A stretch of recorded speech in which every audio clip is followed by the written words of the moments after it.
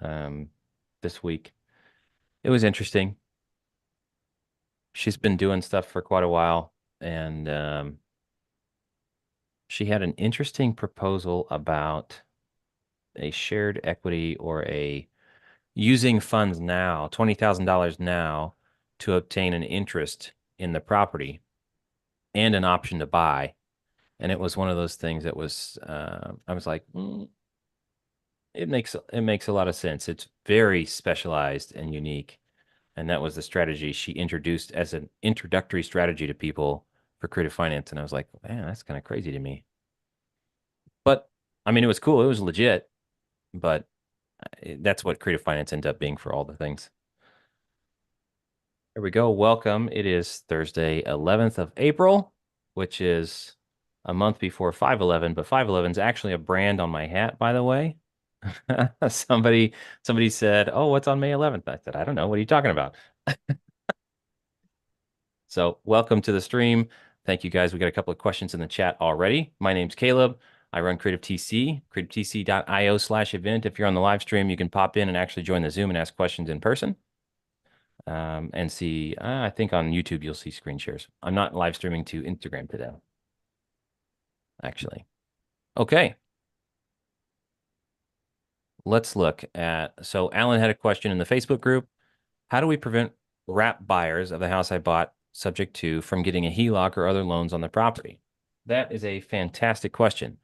Now, it comes down to some clarifications. Alan, if you want to speak up, you can as I'm talking, but you've got wrap buyers. So you bought sub 2. Did you obtain title? Did you close on it and you got title? It wasn't me. Yeah. Okay. Okay. A person, they got the title, they got the deed, they actually resold it on a wrap buyer to a wrap buyer, and the person who got it on the wrap, he actually, the situation, he was going to jail, and he knew he was going to jail, so he got the HELOC. And he knew he's going to default. He knew he was going to get default. So in this situation, what happened is it was almost for foreclosure, and the original seller basically paid the money and just took the house back. Wow. So how to prevent it? How do you prevent a wrap buyer from taking out a HELOC, whether you bought it sub 2 or not? I understand the reason for wanting to, and I understand that the shady person going to jail just wants to collect some cash real quick, and they know they're going to default. They're already going to jail, so what's it matter to them? Defaulter's going to default. Dang. The truth of the matter is, generally, you cannot restrict somebody downstream, an actual buyer who holds title. You cannot restrict them from placing additional liens on the property. If they hold title, you can't stop it. It's okay. It's just not a thing. So you could sell contract for deed, and then they would not have authority. They wouldn't have full title, so they couldn't place additional liens on the property. That's one means of protecting it. But stopping, so even still, stopping this guy, the guy going to jail, from placing an additional lien on the house isn't going to stop him from defaulting. It does increase the amount of debt on the property. So he can load it up with additional burden and then hand it back to somebody, and it's that much worse. So there's I'm really shocked that the owner didn't sue the middle guy who actually got the sub 2. They got, he just like said, forget it, cancel everything. I'll just pay the 60,000. Let me take my house back. Well, I mean, it wasn't the middle guy who defaulted. But he was not, like the sub 2. I'm thinking like he was under, there was some kind of liability there with them. Yeah, So I'm sure we can find some if we needed to, and that can get into a painful, messy situation. Okay.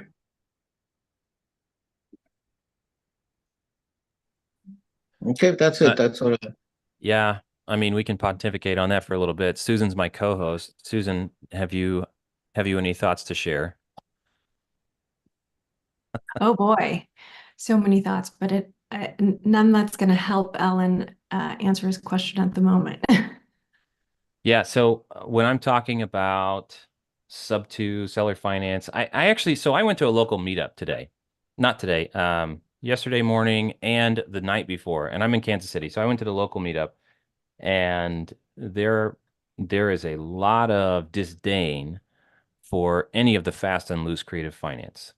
Anybody who's willing to assign, like if you go to this physical meetup in person and you got a bunch of experienced investors and you're talking about how you're doing wholesaling and then you talk about you're assigning sub twos, you're not going to be met well. I don't like assigning sub twos unless it's to an established investor who's got credibility and things like that. But even this wasn't even an assignment, right? It was a wrap. He bought on a wrap, and the guy, and this wasn't Alan. Alan just forwarded the question. Seller sold on a wrap, and then that seller sold it downstream on a wrap so that party B, the wholesaler, the middleman, could maintain accountability back to the seller. But what busted the deal was party C that he sold to on wraparound. Title passed to this person, so they now have authority to place additional liens. They loaded up the property with debt and then defaulted. What can you do? That's the nature of the risk of seller finance. And so you've got the first lien, you've got a wraparound lien, and another wraparound lien. I have a concern though. What bank approved a HELOC in fourth position? Right? Did that actually happen? Like, did somebody not record their debts? Because if it was truly a wraparound mortgage, if you bought on a wrap, now if you bought sub two, your middleman interest is not recorded publicly as a mortgage in second position. I just saw my face on the YouTube feed when I did that. But if it's a naked sub two, for example, there's not a recorded second position lien, but there is still a second position lien recorded when you do a wraparound mortgage to the third party. So what bank is going to come in with a HELOC in second or third position? I don't know. That's a concern. That's got me confused. I was wondering that too. And wouldn't you have to have enough equity? Yes, you have to have enough equity. So how in the world did this person get approved for a HELOC? I mean, can you take private loans and load it up with debt and hand it back? Yes. So it doesn't change the principle that somebody who intends to default anyways can load it up. If I'm already going to prison, I can load it up with debt and take some cash out, spend it on who knows what, and then go to jail. Such is life. Or put it into a side account, somehow siphon it off or pay somebody else for consulting services or whatever, and then they be my prison money fund so I can buy all the chips I want while I'm in prison. I used to work at a prison, by the way, for the audience. So, stink. The likelihood of getting a HELOC, I think, is pretty low naturally in these situations, but it's not. It wouldn't block private loans. I had a property that I sold on a contract for deed that the guy then, without telling me, subsequently sold on a contract for deed. So guess what? I've learned to put certain clauses in contracts for deed. So people that work with us have the assignability, yes or no, and how and under what terms and conditions. Crazy talk. Jason had a question in the chat. Jason, you're welcome to unmute if you want to add clarification as we go, but he says, is it possible to subdivide a property through creative financing? Basically be partial owner on the deed and have a written agreement to split it how the owner would like. I like that. So here's the thing, and I'll clarify, because you can't like carve off a chunk of the property and sell it independently when there's a debt on the entire property. You would have to get permission from the bank. So if you actually wanted to legally subdivide a property, then you're going to have to address it with the mortgage, whoever holds a lien on the property, because they're not going to allow you to just carve off a piece. They're not going to split it into two separate mortgages or any of that stuff. You're going to have to pay for whatever reduction in value. They may allow you to retain that loan in place, but it's going to be, you got to play by their rules. Hey, mortgage company, I want to subdivide this property. Can I carve off this 1 acre lot so I can build on it? Well, we can refinance it. When you have it subdivided, like they're probably going to do something like that. They're probably going to want to refi, especially with rates up from where they were before. You know, so can you subdivide it through creative financing? Can you grant somebody else additional interest on the deed? Quite possibly. Can you give them 30% interest specifically to the 1.4 acres starting here? And if you like had a custom legal description built for the lot or the chunk that they have, and you wait until the full financing is paid off, quite possibly you could do something like that. Definitely attorney territory, maybe surveyor needs to set up actual GPS coordinates of each of the 4 squares of the subdivided lot while it's still under the same financing and not officially legally subdivided. But then you run into other challenges. If it's not legally subdivided with the city or the county, what are you going to be able to build on it? Like, what are you trying to do with it? Becomes part of the question. Do you have any clarifications? Yeah. This is a potential deal that I'm working on. It's 17 acres, and the seller has they've been there for a long time. They have a pond on the lower, I don't know, 12 acres that they want to keep. Yep. And they want to basically, they don't have any use for the house, the building, anything like that. And so they can't legally subdivide under the current county zoning. They're about 2 acres short from it. So what they want to do is do like a sub 2. They have 2 mortgages on it. So they want to do a sub 2 for that portion, a seller carryback for their equity. Yep. And right now we've just started our talks, really. So they're asking, I think, for quite a bit. They want the full price of the whole property, but sell us a portion of it. So that's not going to work out. Yeah. But yeah, so basically they were proposing that we take ownership on the deed with them, and then we have a written understanding, and that's where I'm not really sure what that would look like legally to protect ourselves and them. If we can't legally with the county record a subdivision, is there a way to get this problem solved through written contract or something where we divide it how they want, we take over at a certain price?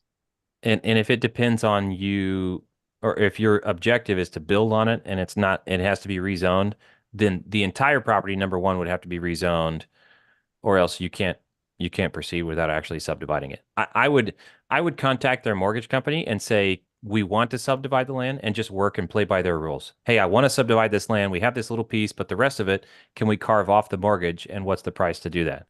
They may require you to get an appraisal. They may allow the house to remain financed, for example, and get an appraisal of what the value of the land is, and say that as long as the mortgage is no more than 70% of the value of the remaining chunk of land, we're good. And so you come out of pocket to bring whatever's there, and then you seller finance the rest of the land. That's possible. Okay, let me catch up with that in my head. Okay. Do you plan to build and you need zoning approvals and stuff like that? So we don't. We'd be getting the house in the shop. We don't plan to build. They would like the potential to be able to build in the future. If they were to acquire 2 acres from their neighbor, then they'd be able to subdivide legally and then potentially build on it. So that's their route that they want to go. I'm not sure how much they're really willing to do, because they've already moved to Tennessee. That sounds pretty involved. It does. Yeah, that's why I'm and be cautious. I'll tell you this: be cautious about getting too creative. Yeah, Susan, if you can think of an example of being too creative, feel free to chip in. But I've seen it multiple times where people are pursuing a deal so hard that they get really, really creative, and either the deal falls apart later on because it's just like, all right, we've been trying this for a long time. It's already taken a month and a half of everybody's time. And we're hitting roadblocks at every turn. My heart's not in it anymore. Do we really have to do this? Right. So caution for that. So if you don't have like a stellar exit strategy for it already, the juice may not be worth the squeeze for all the effort and time involved. And then the other side of getting too creative is, yeah, you can agree on whatever you want, but when it comes down to it, the title company, the attorney, or somebody, or state law is going to be like, that's regulated. You can't do that. Yeah, can I do a follow-up question, I guess? Yeah. Yeah. So if we were to kind of go in on the deed, so both parties are on the deed, what happens in the future when they kind of give up with this property and they want to sell off their, contractually their part? I mean, and the mortgage is in their name and all the things. So if you're co-titled with somebody, it's possible they could partition off and sell their percentage of the property independent, but of you, like they could sell their interest, unless your deed or other agreement regulates and prevents them from doing that. But who's their buyer going to be? That's always the problem. So just this reminds me of probate, right? 5 children inherit a property together, and child number 1 wants to keep everything. Child number 2 doesn't care. But one of them wants to sell off their portion. Nobody else has the cash to buy it right now. Then what? They sell off 20% of the property to a random investor who has hopes of buying the rest of it. It's just like it gets messy, and the likelihood of somebody actually buying a portion of a property where they still have to have unanimous signatures to place additional debt, etc., low likelihood. Okay. So what about the tiny house deal? What about the tiny house deal? Is that a little too creative? No, I don't think it's too creative. That's a property that we were working, multiple parcels. They had an SBA loan against the business entity, and the business owns the real estate. And so basically the real estate is encumbered by the business loan. So yeah, it's real creative, but it's not like it's relatively straightforward in that it's like we're taking the property and all business accounts subject to these 2 loans, like the bank loan and the SBA loan. That's it. So it's sub 2 of 2 loans. And in that aspect, it's relatively straightforward. It's not that and something else, and we got to tell your cousin to come over here, and then we're going to split deed on this and have a side agreement. That's where it gets a little too creative. Okay. So I would say, Jason, one very viable way to approach this, 2 things. Number 1, actually, let me preempt that. Anytime you transfer interest in the property, such as a conveyance of partial interest on a deed, that's going to be a violation of due on sale. Okay. Already. So especially if you just go and officially record your interest, you just tripped it, right? Whether they care about it or not is a separate issue, but it is a risk that you need to be aware of. The second piece is if you place it into a trust has very broad capabilities to be very specifically managed. Okay. But it still doesn't, just remember, right. Oh, it's in a trust. Okay, great. So within a trust, they can actually they can add you as a beneficiary, like a 40 or 50 or 60 or whatever % beneficiary in the property, and with management capacity and things like that to, at your own expense, do A, B, C, and D. But because like the personal guarantee on any debt is going to be shared. So that's the danger for them if you're wanting to take money out and do anything with it. Okay. Or they're wanting to take money out and do something on it. Okay. And so the other option, which you touched on probably first, was to go to the bank and see if the 5 acres that they want to sell or we'd be buying would be 70% loan to value. Right. Yeah. What's it going to take to get this to can we carve this out and have the other stuff separate? Okay. So that would be the straightforward path where I'm saying you're not too creative. Like if you talk to the bank and say, we'd like to carve this out, what would it take? Just exploring here. And if they give you a plan and that's straightforward enough, then great. Okay. Cool. And then be added to the trust and work it that way. Yeah, it's very easy to partition out beneficial interest in a trust rather than going on a public deed. If the trust already owns it or the trustee owns it or whatever, and you become a beneficiary, you can super custom regulate what you get, what you don't get, what payment schedules, things like that. Okay. Well, that sounds pretty good. In fact, inside of a trust, you can actually effect a deed in lieu of foreclosure, which you might not otherwise legally be able to effect outside of a trust. Good question. Lots of fun. Yeah. Before we get to Talo's question, I just want to let you know Marcelo's here. Oh, yes. We want to spotlight him for a moment. Yes. Great. Wasn't expecting that. Putting you on the spot, Marcelo. Hey, we're going to Squat Up Summit. So we're going to be there if you guys are there. So I don't know. I might be wearing a yellow shirt. I might not. Who knows? But we'll be there looking to chat with all the people. Absolutely. Yep, Marcelo and Caleb. Marcelo, do you have a few words about Squat Up Summit for us? I suppose, yeah. I mean, our intention when we go to Squat Up is to meet as many people as possible, help you out as much as we can. But ultimately, we'll love to do deals with people. So if you got a deal, we have questions or concerns, we'll love to help you out. But yeah, we're just excited to meet a bunch of people in person, a bunch of clients, and just, do a bunch of business with everybody. Got the VIP tickets. We'll be seeing everybody. And yeah, I don't know. I'm excited to be there. I don't even know what to expect because they're not pushing a whole lot of content about it. And it's the first one, so we'll see how it goes. But we're booked and we'll be there. We'll be there. Good times. Thank you, Marcelo. Yeah. And in the chat, Talo, or if I'm not pronouncing it correctly, forgive me, has a question about his wraps. I sold Absolutely. my first wrap on a contract for deed in Colorado. I just did one. It was actually very easy, and I'm now looking at possible wrap deals all over the country. Is there any state that you recommend not to do wraps on contract for deed due to local legislation? Fantastic question. Guess what I just learned at a local meetup? Guess what I just learned? Are you okay for coming on camera? You can give a thumbs up or whatever. That's a thumbs up. All right, I'm going to add the spotlight. Okay. So get this. Perfect. I'm in Kansas. I'm in Kansas City on the Kansas side. I went to a local meetup and HB 2562, I'll have to look it up, but it's pending on the governor's desk. It includes several things. One of the things we talked about is there's a contract for deed provision in it. And it is improving the ability of sellers or landowners to forfeit or cause a buyer to forfeit their interest in a contract for deed without even having to go to a full-on foreclosure.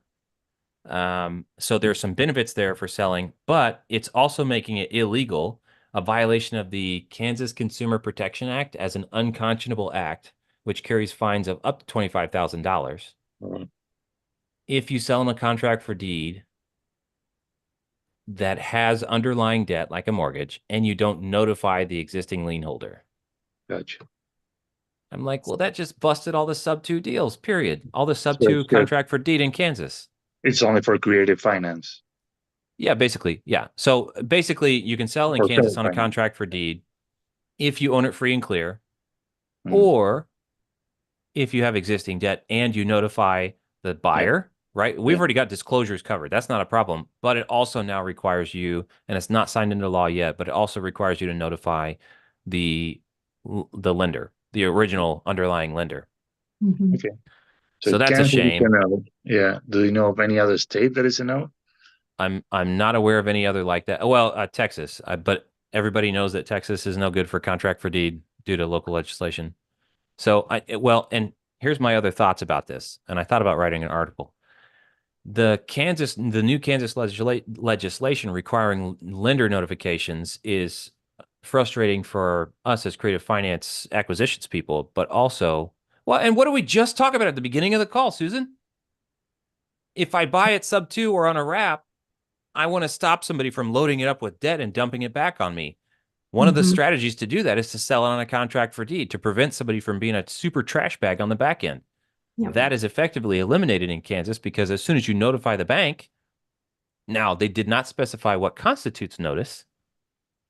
So you might be able to squeeze by, but with a fine of up to $25,000, you want to play chicken? So, with this legislation, though, part of what it's doing is making it easier for sellers to take the property back. That's great for sellers, okay? And Kansas historically has not liked contract for deed very much.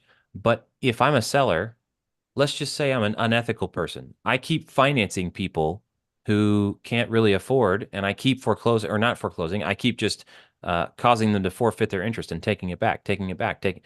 That's the sort of stuff that was happening in the 80s and or early 90s in Texas.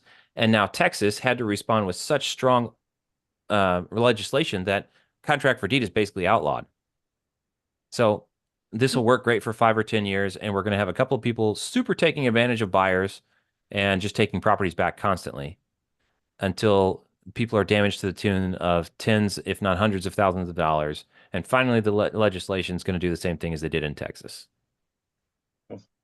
And I also mentioned he has to be aware of the Dodd-Frank Act and RMLO. Once you do more than 3 a year, you have to. Yeah, I would treat it as the same as regular wraparound financing and just qualify your buyers and just to prove that you've done it the right way. So Kansas is becoming unfriendly to sub 2 contract for deed, more friendly to contract for deed in general for the seller landlord. Texas is already very restrictive against contract for deed, any agreement that lasts longer than 6 months, basically. Awesome. Awesome. I'm Thanks for that. also aware that in Colorado, you are required to record a contract for deed within 30 days of its creation. I'm not sure if I'm pretty sure there are other states, but like that's most recent in my head. I use general. You mean title have to record it? The contract for deed itself, or an affidavit of equitable interest, or something equivalent. Now in Colorado, I believe it's the actual contract for deed itself that has to be recorded. Okay. Within 30 days. I'll make sure that happened. You guys did it for me, so I'm sure you did. I have done a couple of deals for people where they're going unrecorded contract for deed for extremely high risk transactions, where the buyer and the seller, everybody involved, is fully aware. Number one, it's a high risk loan. Number two, there's down payment assistance. Number three, they're watching whose name the utilities are in. So we're not changing title. We're not changing anything. I'm just going to take over all of your accounts and we're going to go from there. And we placed something on public record to indicate that the seller can't resell or refinance the property. And we had them sign an unrecorded real estate agreement. So it's like nobody can say they didn't understand the nature of this transaction, that it's extra super risky, and that they've chosen to do it in the face of those risks because they have decided that it is in their mutual best interest to proceed this way rather than to let things go to foreclosure, rather than to whatever the situation was. Cool. Awesome. So you can do some pretty high risk transactions. Thank you for the question. Yeah, of course. Hey, can I make you another question since we're here? Yeah, let me put you back up here. Go ahead. Well, you touch on it. So I'm making an offer on a big property here in Colorado near Aspen. It's on foreclosure. So the bank kind of like has an eye on it, and it's 20 days to foreclosure, and it's like a couple $1 million. So what I'm offering is to take it sub 2, but there's a big risk that the due on sale will pop. So I was thinking about not recording the deed for a couple of months until I sell it. So is that something I can do? What's the max amount of time, if you know, that I can be without recording the deed? I'm not sure. So that's the sort of question I'll look up with like Chat GPT, or Claude is another one that I use, Claude.ai. And I cross-reference multiple things, but they tend to be faster at finding the answer for me than regular Google does. But I even if I know, I still check because I'm looking for, I'm looking to break my confirmation bias. I already have confirmation bias when I'm searching. Hey, how long can and as soon as I find some Yahoo on Reddit that says, oh, you can wait 6 months, like I don't want to accept that answer.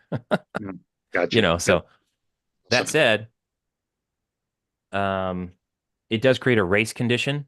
So you can do it, but you're not protected by the government anymore, by state law anymore. So you're entering into the Wild West of, if they resell to somebody else. Now you can place an option contract. That's actually a really good way to do it, is to place an option contract or a right of first refusal. Reach out to me via email, support@creativetc.io, if you need a right of first refusal doc that we can record on public record, because that would prevent the seller from selling to somebody else without you getting notified. And if you're holding a deed unrecorded and they're not allowed to sell to somebody else or refinance to somebody else, and you start seeing evidence that they are, now you just go record your deed, and they would have been breaking the terms and conditions of the right of first refusal in order to do that. So you should be able to overturn anything they did. Awesome. That's genius. Thanks a lot for that. I appreciate you, man. Absolutely. Yeah, it's these crazy high risk transactions where somebody's like, I need a solution. I'm like, you shouldn't do this. And they're like, but I still need a solution because I'm already doing it. Oh, what do they say? Don't wish for something. Oh, I'm terrible at this. Don't wish for something. I forget. But we do have another question. Be careful what you wish for. Not that. Yeah. Oh my God. I'll say this too. When I was a teenager, my friends were stupid, as well as myself.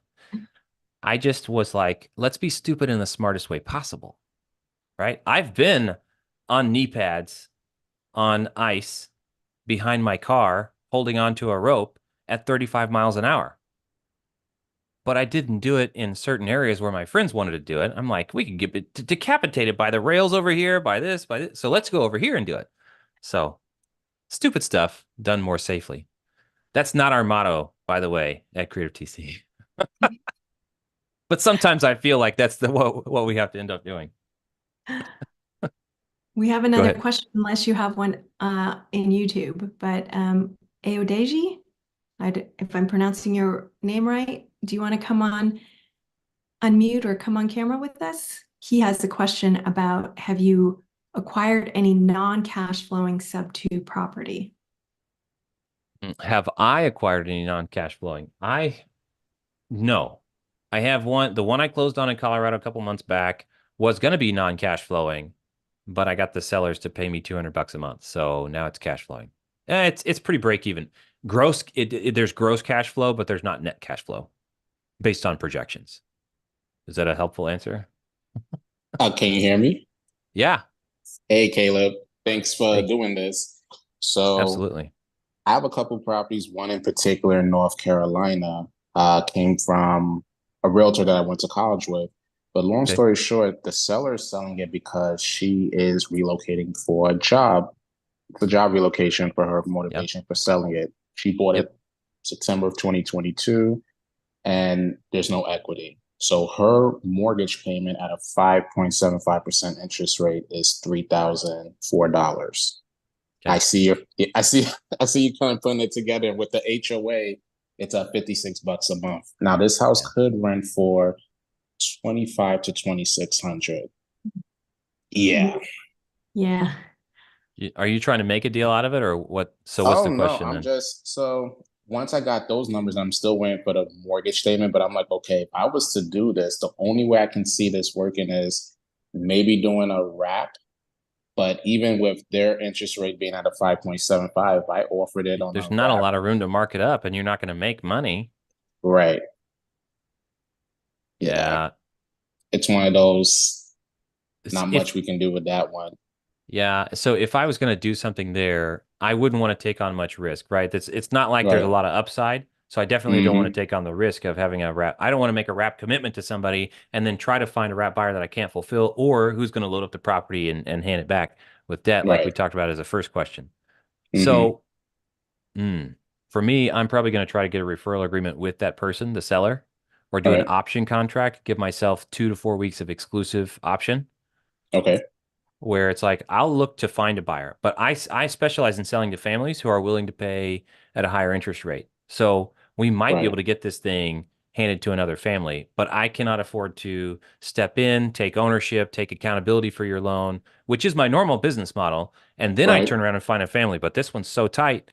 I don't have a fallback plan. I can't make this a rental. It's a lose. I don't want to say loser, but it's a loser of a deal. Like, right. It's going to negative cash flow for me unless we get a family in there. And even then, there's not a lot of cash to make. So give me a couple of weeks, 4 weeks to market, maybe longer, who knows? In fact, my favorite is to do 2 to 4 weeks exclusive option and then a non-exclusive continuing option indefinitely. And so what I'll negotiate with a seller, and I've done this before, is I told somebody, I'm not your buyer, but I might be able to help you find one. But if I'm going to find one, I'm going to get a referral fee from them. So I'll get paid that way from them. So give me 2 weeks exclusive. Nobody else has the right to buy it for 2 weeks. And if I find a buyer, I will bring them in and we'll execute the option. They'll pay me. They close on the house. Everybody's happy. After the 2 weeks, though, if I find a buyer at $275,000 or higher, then I also have the right to execute the option unless you're already under contract with somebody else. Makes sense. Yep. And so that was, we've got the template somewhere in my docs. If you want to contact my team, we can help you out with the doc there, if that's the route you go. So it was a 2 week exclusive and then an indefinite, probably 6 month non-exclusive option. So I could keep, but I said, listen, I need to protect my time and effort for the next 2 weeks. So give me just 2 weeks to do that. Now for wraparound, finding a wrap buyer at higher interest rates with high payments, you might want a 30 or 45-day exclusive option, depending upon their situation. You can't just dictate, you go ahead and make $3,000 payments for the next month and a half while I go and try to find a buyer, Right. Makes sense. Yeah. Okay. But I wouldn't put myself lock myself into the middle of that one. I would just say I can play a helper role and I get paid for helping out, either as a referral fee, or if you have the option, you can still close on it and do a wraparound and then make, 100 to $400 a month, depends on how much of a wrap you can negotiate. Okay. Yeah, the realtor friend sent me, like, she was there at the property doing a video walkthrough. The seller's painting it, already got everything cleaned out as if she was selling it. I'm like, you didn't even have to do all that. Yeah, it's like it's gonna be ready to go. But that's just where I'm like, I don't, with the HOA, can do an Airbnb. Maybe midterm rental, but still, I'm like, I think I may just have to find a buyer for this one, and then I'm out the deal. I agree. And leave it at that. Okay. Refer it to an agent. Who knows? Maybe refer it to an agent. That's not my favorite answer, but the agent's the one who reached out to me. Oh, okay. Yeah. So help finance. Well, I mean, if they list it for sale, seller finance, then you can take a connector fee or something like that. Right. I mean, help them list it for seller finance at 8% interest. And if they find a buyer, bring it to me for transaction coordination. And whether it's with them or with us, we'll have a referral fee baked in for you. And then basically, because what you want to do is honor that relationship where the realtor brought it to you, right? Right. That's an inbound lead. So you need to bring solutions as much as possible. So help them understand how to sell it on creative finance or seller finance. They can just list, here's the terms and conditions. I'm selling it, seller finance. I need this much down. And so that way the realtor can do their job of being a realtor, finding a buyer. And you've brought a solution, an idea, and you can support it. And you've got a team that can support the execution of the actual closing, the subject to wraparound closing. Sounds good. Thank you. Yeah, absolutely. Good question. That's a fun one. Did you also have a question? Oh, no, you put it in YouTube and you came over here. Okay. Peter Slipkov has a question. Peter, are you here? Do you want to unmute? Yay. Yeah, here I am. Yay. Awesome. Hey, so yeah, I with if all goes according to plan, I'm inking my first 2 wraps today. Nice. But the seller has another deal that's it's like her flagship home. She built it with her husband who just died. And she's like really sentimental, emotional about it. And she has her niece staying in there now, but she wanted me to, come up with a few different ways that she can, get her equity out without letting go of the house. And that'd be like rental, right? Or lease without the lease option part. But I was just wondering if you guys had some good ideas, what are some options she has? Should I tell her, should I be like, man up and just sell it? Should I be like, whatever, Yeah, I mean, so how do you capture equity out of a house? Refinance, HELOC, but HELOC's got to get paid back. Well, so does a refi. Yeah. But yeah, turn it into a rental. Partner with an investor who will run it, maybe for an equity percentage or for a percentage of cash flow or something like that. That way you don't relinquish ownership. But it might, if you want to capture dollars out of it now, that's a refi. If you want to capture dollars out of it ongoing, then rental or whatever works fine there. Okay. Arbitrage, somebody who's looking to do arbitrage of some sort. Yeah. Somebody who already runs a lot of short-term rentals. Sure. And who might be willing to furnish it for a 3 or 5 year exclusivity agreement to manage it. Then they can arbitrage the current monthly payment and do a profit split or something like that. Where because that's one of the biggest inhibitors to short-term or mid-term portfolios is entry fees. So if I don't have to bring entry fees, or all I have to do is furnish it, and I've got leftover furniture from a couple of other units, then great, let's get it going. So that might be a great way is look at midterm rentals, contact them in the area and say, hey, would you like to manage a second one? I've got a house in this area. I need a connector fee. So Peter, you can get paid a connector fee or something like that. I've got a unit where the seller doesn't want to relinquish control, but they want somebody else to manage it. Let's see what you can do and do a profit split. And then you don't have to own it. Okay. Awesome, man. Thank you. Appreciate it.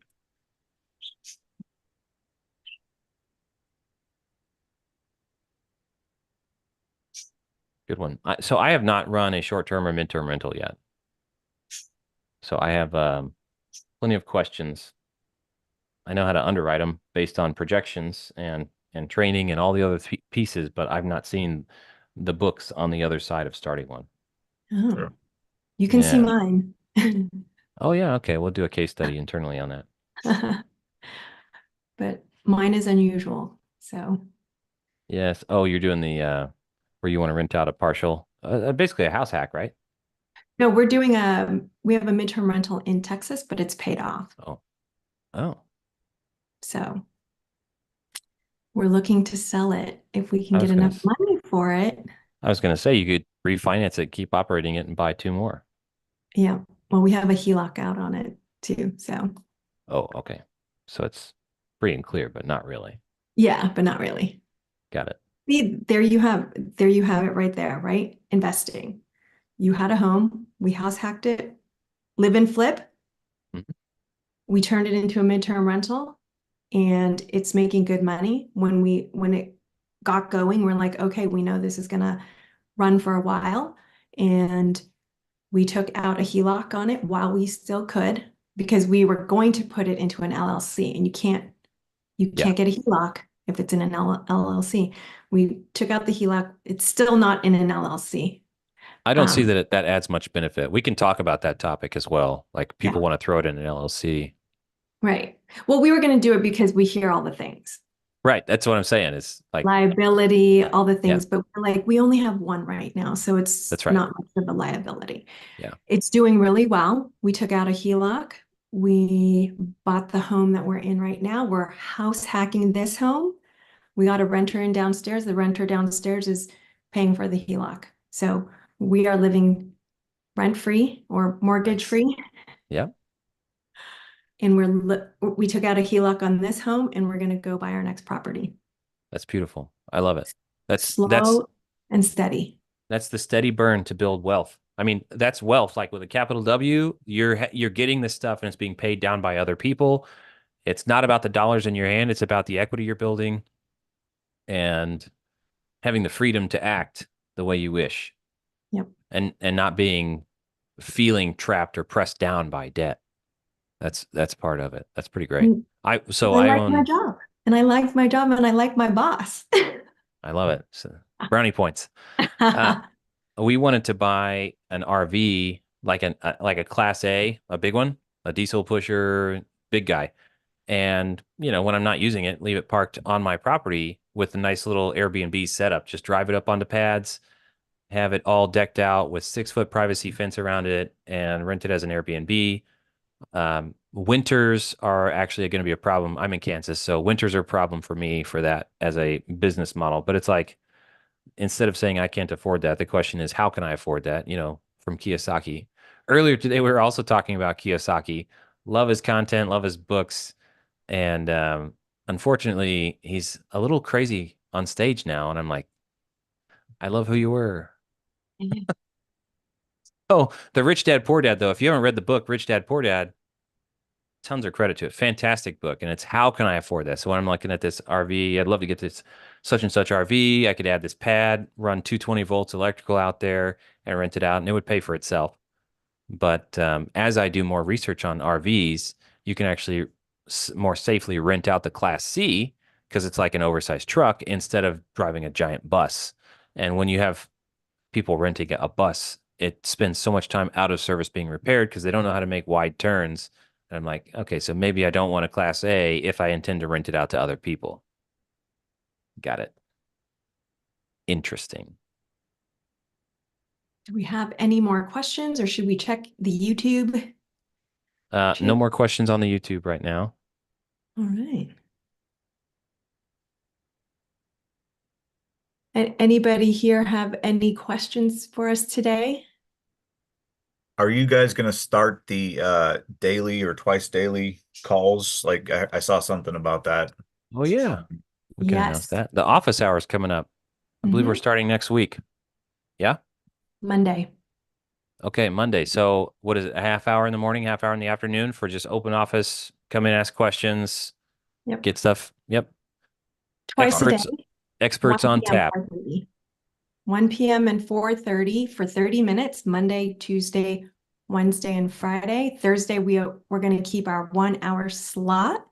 And Saturdays, we're opening it up for 2 hours for twice a month for those people who do have a W-2 and can't make a 1 p.m., 4:30 p.m. CST time slot. We're going to open up and see how the Saturday time slot works. And if we don't get a lot of traction there, then Caleb will go back to being with his family instead of working. So I will ask, if you're on the call here, sharing the call, making it available to others, the more questions we have, the more value we can give, right? I mean, I can monologue, but I like talking to real life situations. So making people aware that this is here and it's available, we're happy to provide the service. It's fun to answer questions. I like it. It stumped me, So helping other people understand this is here helps us maximize how much value we can give. And then I can cut YouTube clips and make little bits and pieces to all the tips and tricks for people. We love it. I also am trying to speak at more local events. So if you guys can do me a favor, if you know any local RIAs, virtual or in person, that need a speaker on creative finance, I've got a couple coming up this month, one coming up in May so far, but I would love to speak to your RIA, to your local accountability group, to whatever that is, either general Q&A or we can do a deep dive into any specific topic.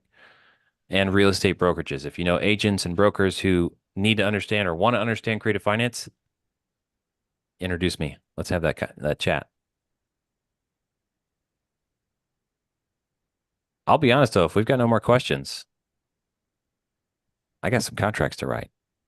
I know. Hit us up on Creative Transaction Consulting, on Facebook. You guys can drop questions in there. We'll do our best to answer them there, but also we can bring them into the lives and have questions. If you drop them in there, we can hit those here too. I do have that notary example. Oh, okay. Yeah, go ahead.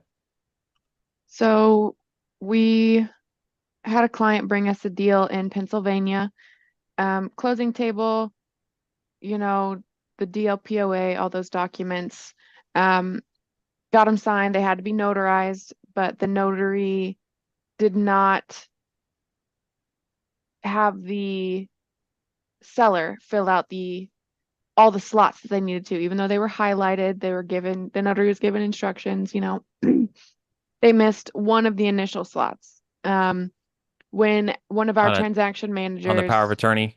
Yes, on the power of attorney. For context, our power of attorney is built so it's like specific power. The agent has the power to sell property, to recover property, to borrow, or not to borrow, but to whatever, right? So all these specific things, and you have to initial next to every power that you're granting to your power of attorney.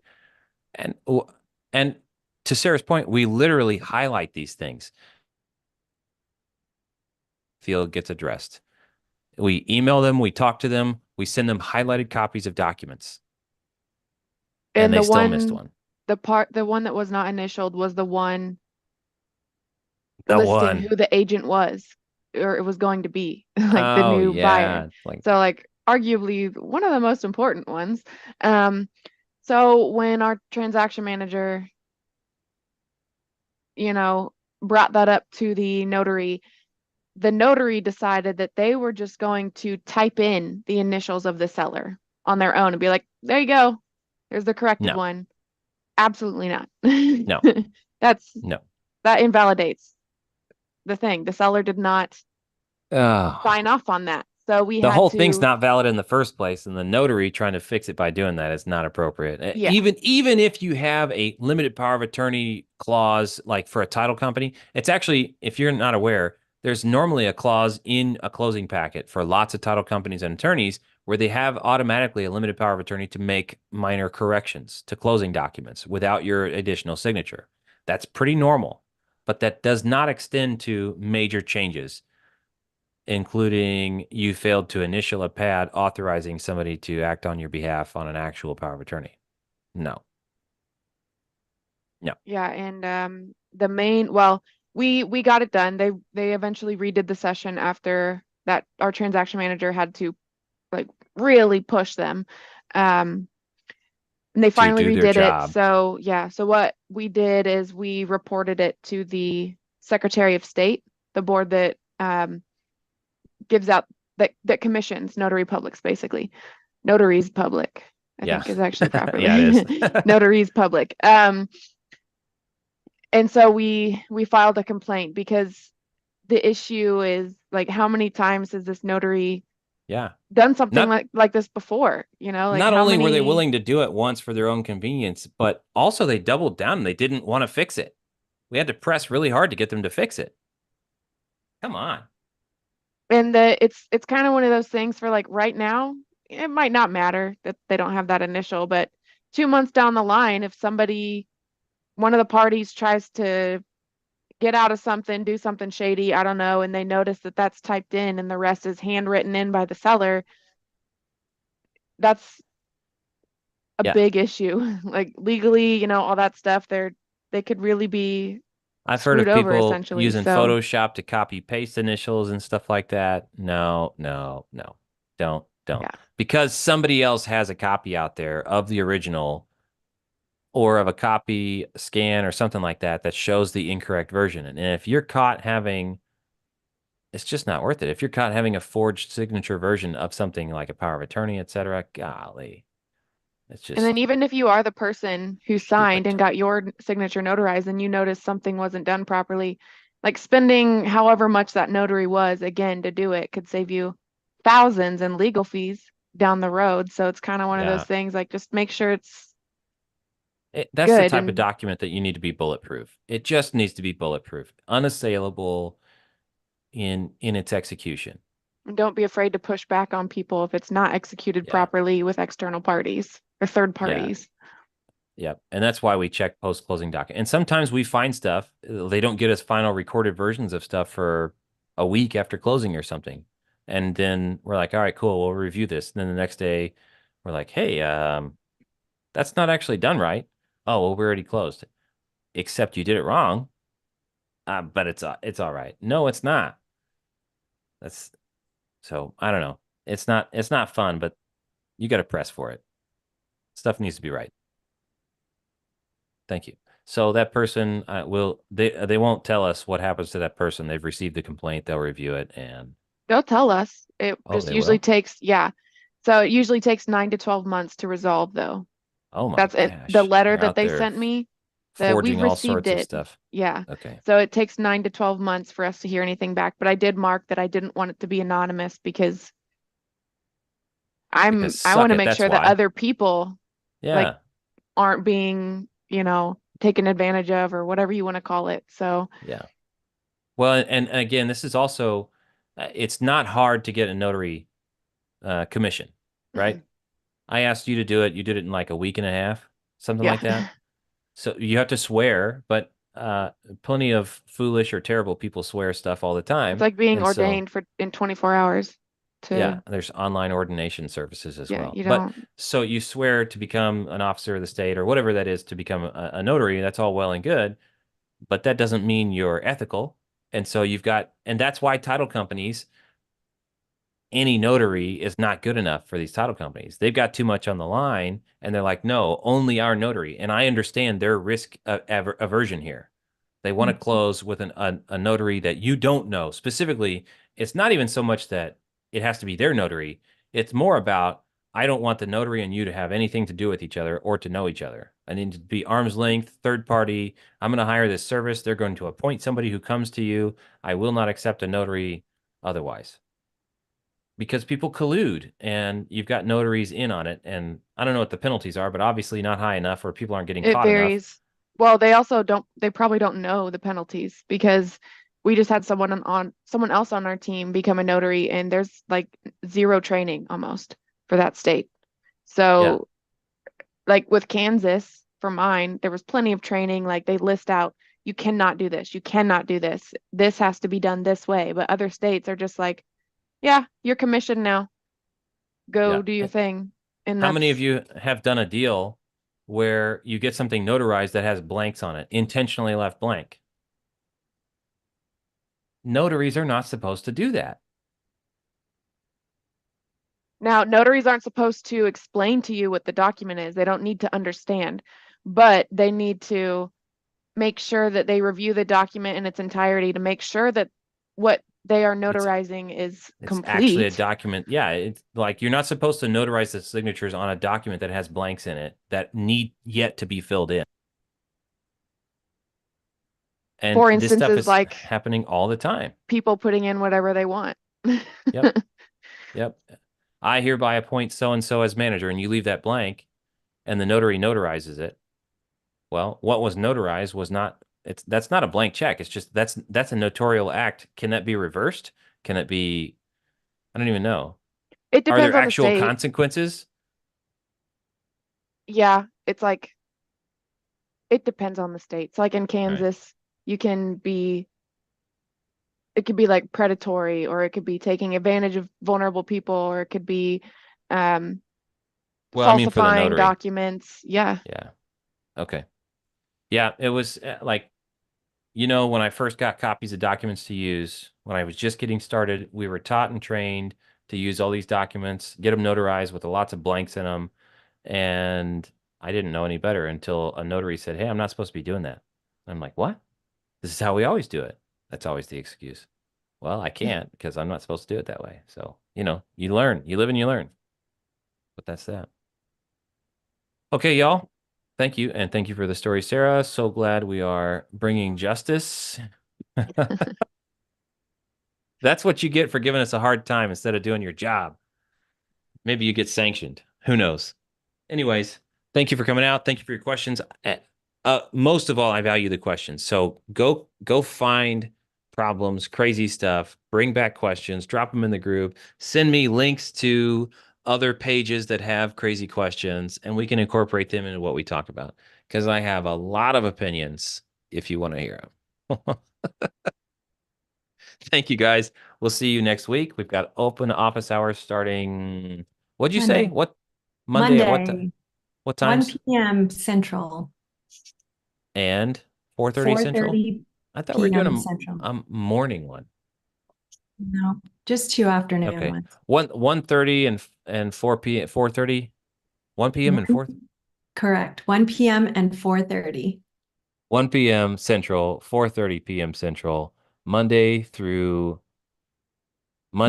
Wednesday, and Friday. And then Thursdays will be the same slot that we're doing right now. Exactly. Okay. And 2 Saturdays a month. Yes. Yes. We'll promote, we'll push all that stuff out. You'll see the schedule on our page. Thanks, guys. See you next time. Right. Thank you. Bye. Thank you.